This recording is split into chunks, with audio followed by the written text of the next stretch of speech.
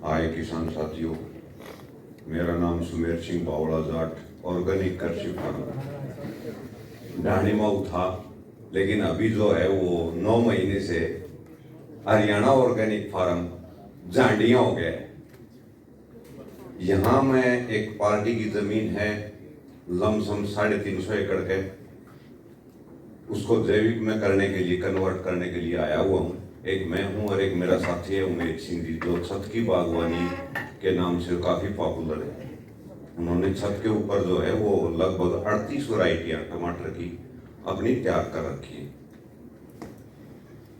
और आज जो चर्चा चल रही है वो पानी को बचाना, मैं पैडी वेरी को जानता नहीं हूँ, लेकिन मेरा मेन मकसद, मेरा खुद का सोचना ये है, पानी को बचाना, जीवन को बचाना, साथ साथ में जो हमें खाना वो बढ़िया होना चाहिए।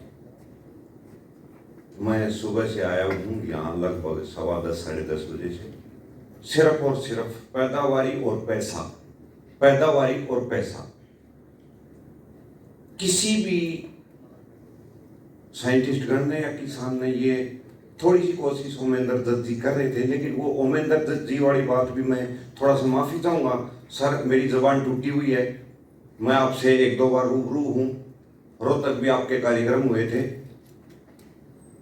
सर, थोड़ा सा रेट डाउन करो प्लीज, सिस्टम चल पड़ेगा, नहीं तो ये किसान ऐसे ही मरता रहेगा। जो जिस चीज का है बस आप समझ गए, मैं बोल गया, बाकी के सब जानकार है। चलो जी, बढ़िया, आगे चलो जी। तो जो चीज आप सुबह से चर्चा करें, सोयाबीन, सर मैं प्लीज एक रिक्वेस्ट करता हूं, भाई आप सोयाबीन उगाइए, सोयाबीन उगाइए, पैडी को, इसको सोने को कम करिए। मेरा मानना ये है कि आप एक चीज को क्यों लेके चल रहे हैं, वही थोपने वाली बात आ जाएगी। भाई पीछे अपने को ये सोना जो है थोपया गया था, आज वही बात फिर सोयाबीन आ जाएगी, उसकी मार्केटिंग नहीं है जी, उसका बीज बढ़िया नहीं है जी।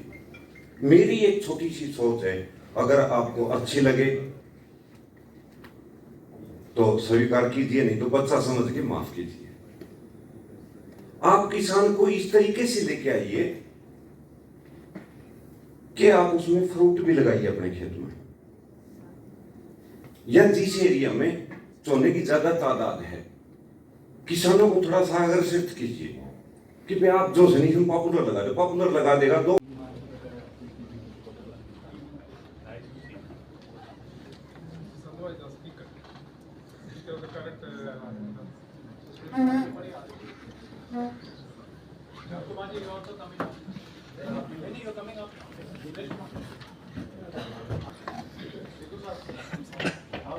तो आपको बताता है अभी तक क्या डिस्कशन हुआ है, बट जो नंद कुमार जी हमारे साथ भारत कृषक समाज में जुड़े हुए हैं, एंड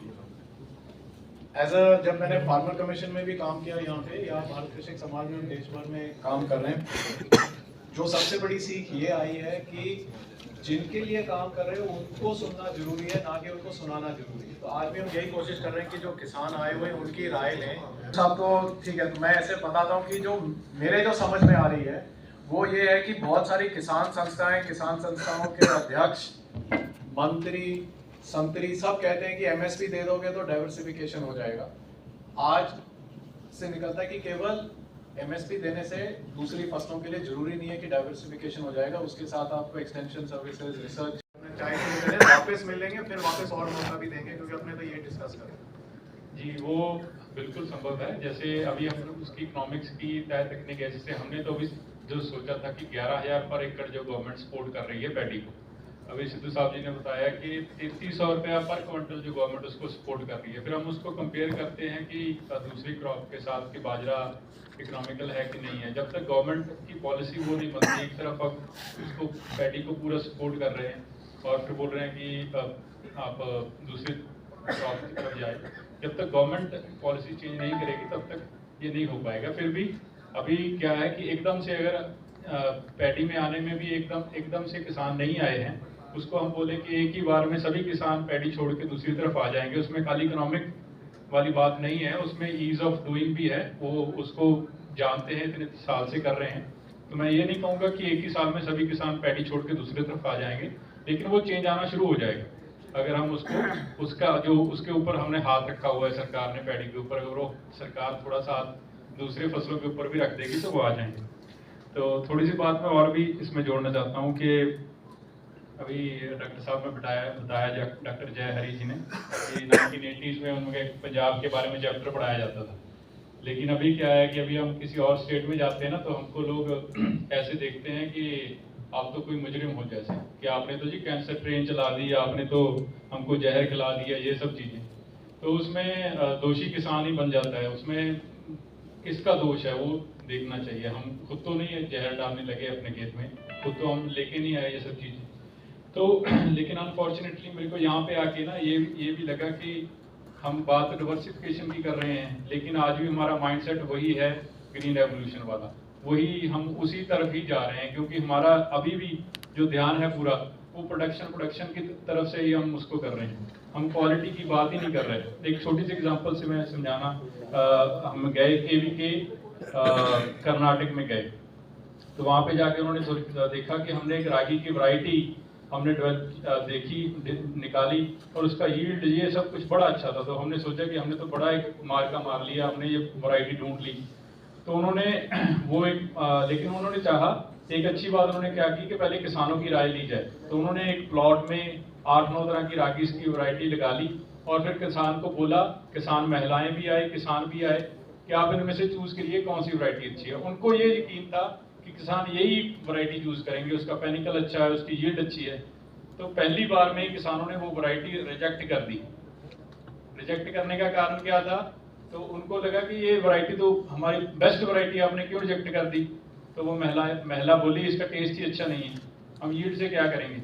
अभी हम यील्ड की तरफ भाग रहे हैं सभी। अभी आप बताइए मक्के की हम इतनी यील्ड होते हैं, जो भी किसान मक्का यहाँ पे लगाते हैं, कौन सा किसान है वो मक्के की रोटी का आटा अपने घर पे यूज करता है? वो मक्का दुनिया में मक्का खाने के लिए इस्तेमाल नहीं होता, दुनिया को मतलब 10-15% से ज्यादा मक्का इस्तेमाल नहीं होता है। नहीं, लेकिन हम तो खाने की बात कर रहे हैं, हमारा हम तो खाने की बात पे ही फोकस, हम बाकी दालों की बात करते हैं। चलिए बाकी मक्का छोड़िए, बाकी चीजों पे भी अगर हम उसके मिलेट्स पे अपने तो बात है कि झोने से हटना चाह रहे हैं और किसान को ऐसा एक मिलेट्स बाजरा नहीं।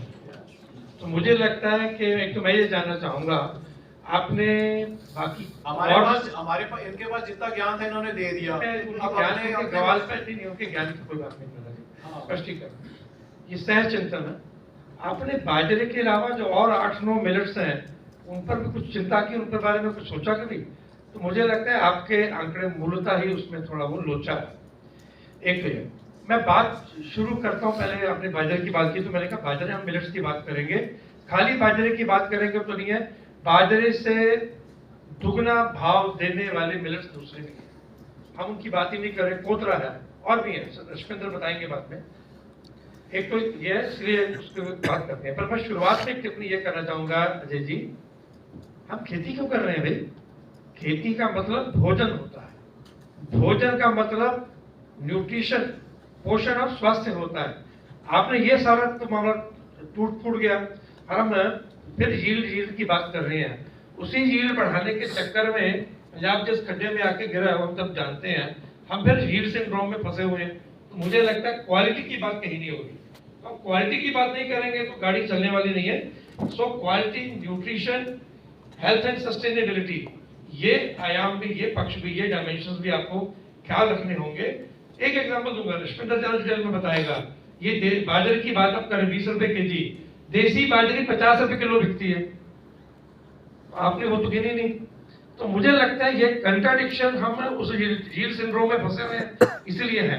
एक बात और पूर्व क्षमा सहित सोयाबीन के वैज्ञानिक और किसान भाइयों के साथ, सोयाबीन जेनेटिकली मॉडिफाइड अमेरिका में है, उसकी यील्ड की बात यहाँ हो रही थी, जेनेटिकली मॉडिफाइड है, सबसे ज्यादा पेस्टिसाइड हर्बिसाइड वो कंज्यूम करता है, वो HT resistant, BT resistant, herbicide tolerant और BT वो बनाया गया है। उसको कहते हैं, आप कहते हैं सुअर नहीं खाते, हम लोगों को क्यों उसका तेल खिला रहे हैं? उसका तेल खाने का किसी काम का नहीं है, सॉरी टू से। पर मुझे लगता है मेरे जैसे आदमी को, जिन्होंने हम लोगों ने जिंदगी लगाई स्वास्थ्य वाले विषय पे, तो हमको ये बोलना चाहिए कुछ आलोचनाओं को निमंत्रण करते हुए भी। सोयाबीन का तेल कोई स्वास्थ्य वाला तेल माना नहीं जाता भाई, वो मूंगफली का है, सरसों का है, बाकी और बड़ी चीजें हैं उसके ऊपर। सो मुझे लगता है कि सोयाबीन के ऊपर ज्यादा उत्साह नहीं लेना चाहिए, ये कोई बहुत ज्यादा बड़ी चीज नहीं है। अब आ जाती है मिलेट्स की बात। मिलेट्स के लिए 2-3 चीजें होती हैं। पहली बात तो ये है कि मिलेट्स के ऊपर पंजाब में जो गायब हुए, वो हमारी पूरी की पूरी जो फूड सिक्योरिटी का मॉडल है, वो जो बदल गया एफसीआई का, फूड कॉर्पोरेशन ऑफ इंडिया का, कि गेहूं और धान, गेहूं और चावल, ये 2 चीजें को संभालनी आसान थी, तो बाकी सब चीजें गायब हो गई। तो मिलेट्स तो पंजाब में से गायब हो गए। मुझे लगता है मिलेट्स पंजाब में बहुत बड़ी भूमिका निभा सकते हैं। उसका एक एग्जाम्पल हम देते होते हैं कि आप धान, सिद्धू साहब ने बोल ही दिया, हम इन्हीं से सीखते रहते हैं। आप धान उगाते हो, 1 एकड़ में जितना पानी लगाते हो उतने पानी से अगर मिलेट्स लगाएंगे। मैं सहमत नहीं हूं कि आप सिद्धू साहब से सीखते हो। नहीं, 1 एकड़ में जितना पानी पैडी के लिए लगता है, उतने पानी से आप 27 वर्ष पैडी ये मिलेट्स उगा सकते हो। तो ये बहुत बड़ा अंतर है। वो नाम मात्र का पानी उसमें लगता है, उसमें पेस्टिसाइड नहीं लगता। अब आप ये यूरिया, आपने ये स्लाइड में क्या दिखा रहे थे, आर्सेनिक है, नाइट्रेट है, ये सारी चीजें थी। तो ये मिलेट्स को ना पानी की जरूरत है, ना पेस्टिसाइड की जरूरत है, ना केमिकल फर्टिलाइजर की जरूरत है। और बड़ी बात है, ये जो मिलेट्स वाला किसान, आप सरकारी ट्यूबवेल की बात कर रहे हो, उसको तो पानी की जरूरत नहीं है, तो पानी भी इस्तेमाल सरकार से लेगा, जो करेगा वो नहीं है। मिलेट्स को प्रमोट करने के लिए तमाम तरह की सब्सिडी जो बाकी किसानों को मिलती हैं, यूरिया डीएपी भी सब्सिडी है, तो वो मिलेट वाला यूज ही नहीं करता, वो उसको कैसे ट्रांसफर हो देखना पड़ेगा। बिजली सरकार इतनी फ्री ट्यूबवेल में दे रही है, उसको मिलना चाहिए। पानी की कॉस्ट, सिद्धू साहब, अगर पानी की कॉस्ट 1 रुपया या 1 पैसा पर केजी भी लगाया जाए, वैसे ही चिंतन कर सोचने के लिए, तो ये पैडी वैसे अनवायबल बन जाती है और मिलेट्स उस विषय में पानी बचाते हैं। अगली बात मैं फिर कहूँगा, स्वास्थ्य पे आऊंगा। देखिए, खेती का मतलब अजय जी स्वास्थ्य होना ही चाहिए, क्योंकि खेती भोजन है, आहार है, लोगों ने खाना है। आपने भोजन ऐसा कराया, बाद में लोगों को बीमार खड़ा कर दिया, और वो एक मोहनदई कैंसर हॉस्पिटल से आज पंजाब में 100 कैंसर के अस्पताल हैं और गाड़ी मामला नियंत्रण में नहीं आ रहा। तो कहीं सोचना चाहिए कि हमारे भोजन में बड़ी गड़बड़ कहाँ हुई है, फिर चाहे वो कैंसर है या रिप्रोडक्टिव हेल्थ है या तमाम और चीजें हैं। सो मेरा एक अंतिम विषय में निवेदन वो ये है कि मिलेट के किसानों की बाह पकड़ने के लिए सरकार को प्रोएक्टिवली काम करना पड़ेगा। अब यहाँ एक सवाल है इसी पे, मेरा मतलब कि अपने टॉपिक पे रहें कि अगर समझो कि पंजाब सरकार बाजरे किसान को कहती है कि जो बिजली लग रही है हम आपको पर एकड़ का कैश दे देते हैं, केंद्र सरकार कहती है कि जो फर्टिलाइजर पे कैश लग रहा है वो किसान को दे देते हैं और एमएसपी दे देते हैं, फिर भी क्या झोना छोड़ के कोई बाजरे पे जाएगा? बहुत लोग ये बैठे यहीं बैठे हैं मेरे आसपास ही। मेरा मतलब कि देखिए, अभी तो अजय जी, अभी पंजाब में जो लोग मिलेट उगा रहे हैं, उनमें से किसी को सरकार नहीं गई, किसी के पास बीज, सरकार हम ही सबके पास बीज लेके गए। और मिलेट के प्रोसेसिंग यूनिट चाहिए होते हैं, प्रोसेसिंग होती है। पंजाब में 3 प्रोसेसिंग यूनिट हैं। एक हमारे जो किसान भाई हैं, ये बैठा है दिलप्रीत, ये दिलप्रीत ने निजी इन्वेस्टमेंट से वो प्रोसेसिंग यूनिट लगाया, और 2 मिलेट प्रोसेसिंग यूनिट की इन्वेस्टमेंट वो खेती विरासत मिशन ने अपने पल्ले से की है। 3 ही प्रोसेसिंग यूनिट है पंजाब में भी। तो मुझे लगता है सरकारें कैसे काम करती हैं। आप नाबार्ड की तारीफ कर रहे थे, नाबार्ड का कोई यहाँ है क्या? नहीं, कोई नहीं। होना चाहिए था। नाबार्ड जो है, वास्तव में मुझे लगता है वो एक बहुत बड़े सोर्स के ऊपर कुंडली मार के बैठने वाला संस्थान है। मैं चाहता हूं कोई कन्वे हो, वो pro people, pro farmer, ground पे कुछ नहीं है, वो कुछ हवा में सब बातें करते हैं। चलिए, आपकी हो सकता है मैं उसका एक, उसका इनके टेबल के हिसाब से तो बनता नहीं है। नहीं, वो भी उनके टेबल पर हम डिस्कस करेंगे, हम अलग से डिस्कस करने को तैयार हैं। ओपनली कोई उसके बाद आप जरूर करेंगे। हमारे 250 टन मिलेट दक्षिण भारत से हमारे नेटवर्क के थ्रू आ रहे हैं। 250 टन मिलेट हर महीने कंजम्पशन के लिए, तो 250 टन हर महीने आ रहे हैं। आप हिसाब लगाइए, और अगर हरियाणा दिल्ली को जोड़ेंगे ये आंकड़ा कहीं और है। तो पंजाब में बहुत बड़ी डिमांड है, लेकिन सरकार कोई काम नहीं कर रही इस पूरे विषय में। सरकार से एक ढंग की मीटिंग नहीं हो पाई, सॉरी टू से। और मैं सरकार में नहीं हूँ, कोई sorry नहीं। चलिए सरकार के कुछ लोग प्रतिनिधि बैठे होंगे तो ये है। और उसमें मुझे लगता है पीएयूबी एक अलग ट्रैक पे चला गया। पीएयूबी थर्ड क्रॉप लेने के चक्कर में वो मिलेट्स पे जा रहा है।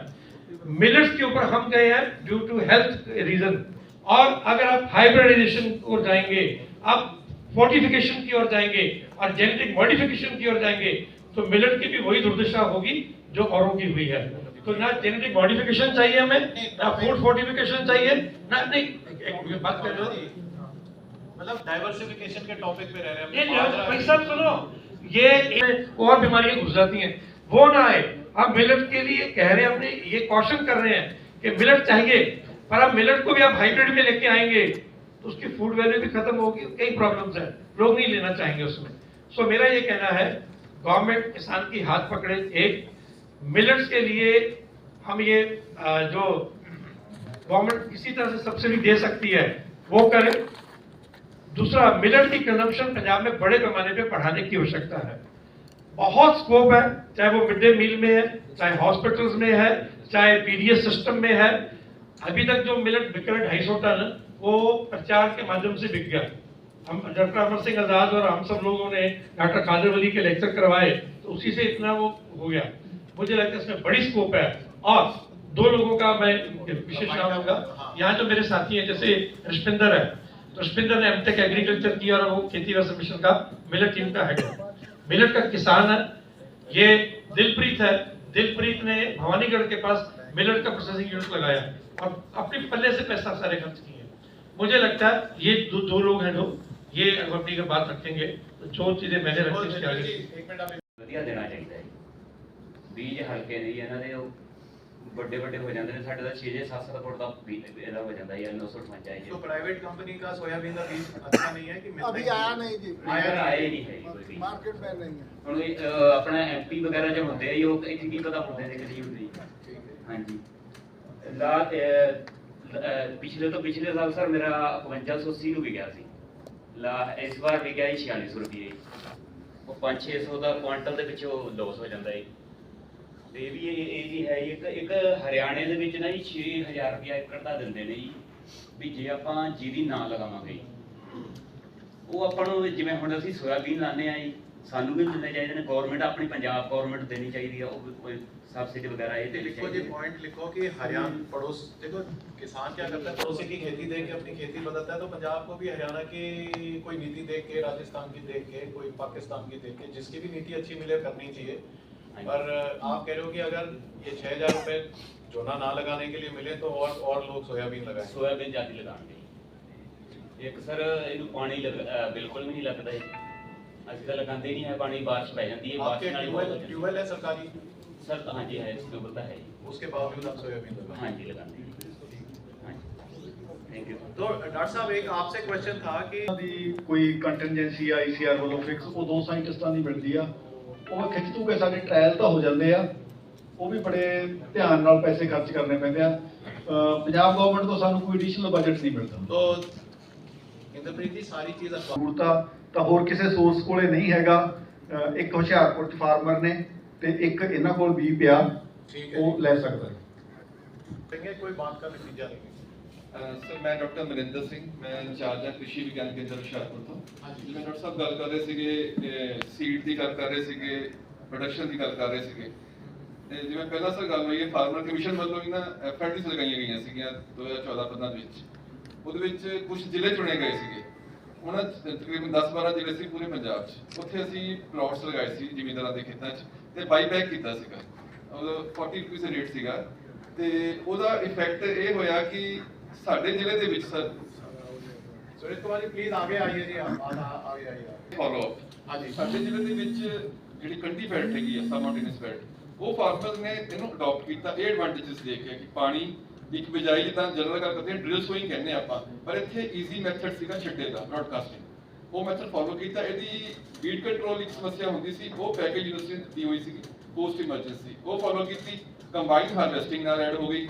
ਤੇ ਹੁਣ ਉਹਨਾਂ ਫਾਰਮਰਸ ਨੇ ਸਰ ਜਿੱਦਾਂ ਅੱਗੇ ਆਪਣਾ ਬੀਜ ਵੀ ਤਿਆਰ ਕਰ ਰਹੇ ਆ, ਆਪਣਾ ਬੀਜ ਤਿਆਰ ਕਰਕੇ ਅੱਗੇ ਵੇਚ ਰਹੇ ਆ, ਬਾਕੀ ਜ਼ਿਮੀਂਦਾਰਾਂ ਨੂੰ ਪ੍ਰੋਵਾਈਡ ਵੀ ਕਰ ਰਹੇ ਆ। ਜਿਹੜੇ ਫਾਰਮਰਸ ਬੈਠੇ ਹੋਏ ਆ, ਉਹ ਲਾਸਟ ਤੋਂ ਲਾਸਟ ਈਅਰ ਉਹਨਾਂ ਦੇ ਘਰੋਂ ਵੀ ਸੀਡ ਚੱਕ ਕੇ ਲੈ ਕੇ ਗਏ ਦੁਕਾਨਦਾਰ। ਮਤਲਬ ਉਹ ਜਿਹੜੇ ਇੱਕ ਫੈਕਟਰ ਸਰ ਕਹਿ ਰਹੇ ਸੀਗੇ ਕਿ ਵੱਧ ਜਾਂਦੀ ਹੈ ਬਹੁਤ ਸੋਇਆਬੀਨ, ਸਰ ਉਹ ਇਹਨੂੰ ਘੱਟ ਤੋਂ ਘੱਟ ਖਾਦ ਦੀ ਲੋੜ ਹੈ ਜੀ। वो आदत पड़ गई ना, हाँ जी। उसका बीज थोड़ी अपना जी- 2.5 गुना सस्ता है यूरिया अपनी पाकिस्तान जमीन सर जे- 2.5 गुना सस्ती यूरिया है, तो फालतू ही डालेगा। ਹਾਂ ਜ਼ਮੀਨ ਜੇ ਭਾਰੀ ਹੋਊਗੀ ਤੇ ਖਾਦ ਜ਼ਿਆਦਾ ਪਊਗੀ ਤਾਂ ਵਧਣੀ ਆ ਉਹਨੇ, ਉਹਦਾ ਇਸ ਲਈ ਘੱਟ ਤੋਂ ਘੱਟ ਖਾਦ ਦੀ ਲੋੜ ਪੈਂਦੀ। ਜਿੱਥੇ ਸਾਨੂੰ ਡੈਫੀਸ਼ੀਐਂਸੀ ਲੱਗਦੀ ਆ ਉੱਥੇ ਯੂਰੀਆ ਸਪਰੇਅ ਹੀ ਕਹਿੰਦੇ ਆ 60 ਦਿਨ ਤੇ 75 ਦਿਨ ਤੇ ਲੋੜ ਦੇ ਹਿਸਾਬ ਨਾਲ। ਇਹ ਤਾਂ ਉਹਦਾ ਨਾਰਮਲੀ ਇੰਨੀ ਹਾਈਟ ਰਹਿੰਦੀ ਹੈ ਇਹਦੀ ਤੇ ਲੇਟਲ ਗਰੋਥ ਹੁੰਦੀ ਆ, ਫਲੀਆਂ ਲੱਗਦੀਆਂ ਤੇ ਵਧੀਆ ਰਹਿੰਦੀ ਆ, ਫਿੱਟ ਰਹਿੰਦੀ ਆ। ਸਾਡੇ ਸਿਸਟਮ ਵਿੱਚ ਹੁਸ਼ਿਆਰਪੁਰ 'ਚ ਬਹੁਤ ਵਧੀਆ ਚੱਲ ਰਹੀ ਹੈ, ਤਕਰੀਬਨ 500-600 ਕਿੱਲਾ ਸਰ ਇਸਟੈਬਲਿਸ਼ ਹੋ ਗਈ ਹੈ ਨਿਸ਼ ਸਾਡੇ ਉੱਥੇ। तो ये क्वेश्चन है कि जो सोयाबीन है उसके लिए सिद्धू साहब कौन सा इलाका, जैसे एक बात निकलती है कि पूरे पंजाब की डाइवर्सिफिकेशन की बात करते हैं, हर फसल हर जगह ना करते हुए जैसे ये कह रहे हैं कि कुछ जिले ऐसे हैं जहाँ पे सोयाबीन पे जोर लगाना चाहिए, कुछ जिले ऐसे हैं जहाँ पे बाजरे पे जोर लगाओ, या कुछ ये भी हो सकता है। ਇਹਨਾਂ ਦਾ ਬੇਸਿਕਲੀ ਕੀ ਹੈ ਜੀ, ਇਹ ਰਿਪਲੇਸ ਕੀ ਕਰ ਰਹੇ ਨੇ, ਮਤਲਬ ਇਹ ਰਿਪਲੇਸ ਕਰ ਰਹੇ ਨੇ ਮੱਕੀ ਨੂੰ, हाँ जी, ਮਤਲਬ ਅਸੀਂ ਰਿਪਲੇਸ ਕਰਨਾ ਝੋਨੇ ਨੂੰ। ਸਾਡਾ ਫਰਕ ਇੰਨਾ ਹੀ ਹੈ ये भी पॉइंट है। ਵੀ ਇਹ ਮੱਕੀ ਨੂੰ ਰਿਪਲੇਸ ਕਰ ਰਹੇ ਨੇ, ਔਰ ਮੱਕੀ ਨੂੰ ਰਿਪਲੇਸ ਕਰਨ ਨਾਲ ਉਹਦੀ ਇਕਨੋਮਿਕਸ ਵੀ ਬੈਟਰ ਹੈ। ਤੇ ਉਦੋਂ ਬਾਅਦ ਜਿਹੜਾ ਵੀਟ ਦੇ ਉੱਤੇ, ਕਿਉਂਕਿ ਕੰਢੀ ਏਰੀਆ 'ਚ ਪਹਿਲਾਂ ਵੀ ਕਣਕ ਦਾ ਝਾੜ ਜਿਹੜਾ ਪੰਜਾਬ ਦੀ ਐਵਰੇਜ ਨਾਲੋਂ ਘੱਟ ਹੈ, ਇਹਨਾਂ ਦੀ ਕਣਕ ਦੀ ਯੀਲਡ ਵੀ ਇੰਪਰੂਵ ਹੋ ਰਹੀ ਹੈ। ਤਾਂ ਇਹਨਾਂ ਨੂੰ ਦੋਨੇ ਪਾਸੇ ਉਹਦੇ 'ਚ ਫਾਇਦਾ ਹੈ। ਤਾਂ ਇਸ ਲਈ ਇਹ 600 ਦਾ ਵੀ ਹੋਰ ਵੱਧ ਜਾਏਗਾ। ਮੱਕੀ ਦਾ ਤੁਸੀਂ ਦੇਖੋ, ਮੱਕੀ ਦਾ ਏਰੀਆ ਜਿਹੜਾ ਹੈ ਕੰਢੀ ਦੇ ਵਿੱਚ ਵੀ ਹੌਲੀ ਹੌਲੀ ਥੱਲੇ ਜਾ ਰਿਹਾ। ਜਿਹਨੂੰ ਤਾਂ ਪਾਣੀ ਮਿਲ ਗਿਆ ਉਹਦਾ ਝੋਨਾ ਹੀ ਲਾਉਂਦਾ। ਭਾਵੇਂ ਝੋਨੇ ਦਾ ਜਿਹੜਾ ਸਾਡੇ ਕੋਲੇ ਜਿਹੜੇ ਪੰਜਾਬ ਦੇ ਵਿੱਚ, ਮੈਂ ਇੱਕ ਸਟੱਡੀ ਕੀਤੀ ਸੀ ਵੀ ਜਿਹੜੇ 40 ਬਲਾਕ ਜਿਨ੍ਹਾਂ ਦੀ ਐਵਰੇਜ ਝੋਨੇ ਦੀ ਐਵਰੇਜ ਯੀਲਡ ਪੰਜਾਬ ਦੀ ਐਵਰੇਜ ਤੋਂ ਘੱਟ ਹੈ, ਉਹਨਾਂ ਦੇ ਵਿੱਚ ਅਸੀਂ ਬਹੁਤ ਸੌਖਾ ਰਿਪਲੇਸ ਕਰ ਸਕਦੇ ਹਾਂ ਬਾਕੀ ਫਸਲਾਂ ਨਾਲ। ਪਰ ਉਹ ਸਿਰਫ ਮਾਰਕੀਟਿੰਗ ਕਰਕੇ ਉਹ ਰਿਪਲੇਸ ਨਹੀਂ ਹੋ ਰਿਹਾ। ਤੇ ਤੁਹਾਡੀ ਮੱਕੀ ਜਿਹੜੀ ਹੈ ਉਹ ਰਿਪਲੇਸ ਹੋ ਜਾਂਦੀ ਹੈ। ਹੁਣ ਮੱਕੀ ਦੀ ਯੀਲਡ ਤਾਂ ਤੁਹਾਡੀ ਜਿਹੜੀ ਸਪਰਿੰਗ ਵੇਜ ਹੈ ਸਾਡੇ, ਉਹ 80 ਕੁਇੰਟਲ ਦੀ ਯੀਲਡ ਦੇ ਰਹੀ ਹੈ। 80 ਕੁਇੰਟਲ ਪਰ ਏਕੜ ਪਰ ਹੈਕਟੇਅਰ 80 ਕੁਇੰਟਲ ਪਰ ਹੈਕਟੇਅਰ ਸਾਡੀ ਉਹਦੀ ਯੀਲਡ ਹੈ। ਤੇ ਸਪਰਿੰਗ ਵੇਜ ਨੂੰ ਅਸੀਂ ਹਟਾ ਹੀ ਨਹੀਂ ਸਕਦੇ ਜਿੰਨਾ ਮਰਜ਼ੀ ਜ਼ੋਰ ਲਾ ਲਈਏ।